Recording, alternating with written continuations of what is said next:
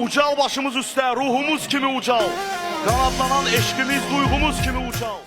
Qarabağ-Chelsea oyununun biletlərinin sosial şəbəkələrdə yüksək qiymətə satışa çıxarılması məsələsi klubumuzun və hüquq mühafizə orqanlarının diqqət mərkəzindədir. Bu barədə Azərtaca açıqlamasında Qarabağ klubunun mətbuat katibi Anar Hacıyev məlumat verib. O, UEFA Çempionlar Liqasının əsas mərhələsinin 4-cü turunda Chelsea ilə Bakıda keçiriləcək maçın qanunsuz bilet satışı ilə bağlı araşdırmaların aparılacağını bildirib. Daxili İşlər Nazirliyinin mətbuat xidmətinin əməkdaşı Cəsarət Qəmbərli isə qeyd edib ki, bu barədə qanuna müvafiq tədbirlərin görülməsi təmin ediləcək. Polis əməkdaşları tərəfindən qanunsuz bilet satışı ilə bağlı çevik reaksiya verilməklə hər bir məlumat yoxlanılacaq. ITKTAS saytından isə oyunun biletlərinin alışı zamanı yaranan çətinliklə bağlı bildirilib ki, biletlər satışa çıxarıldıqdan dərhal sonra saytda ciddi yüklənmə olub və 25 min nəfərlik onlayn növbə yaranıb. Nəticədə biletlər növbəli şəkildə satılıb. Həmin vaxt yalnız 75 manatlıq və VIP sektorları üçün biletlər əlçatan olub. Qeyd edək ki, noyabrın 5-də Tofiq Bəhramov adına Respublika stadionunda keçiriləcək Qarabağ-Chelsea görüşü saat 21:45-də başlayacaq. Seyranə Quliyeva, Heydər Həsənli, Misya TV.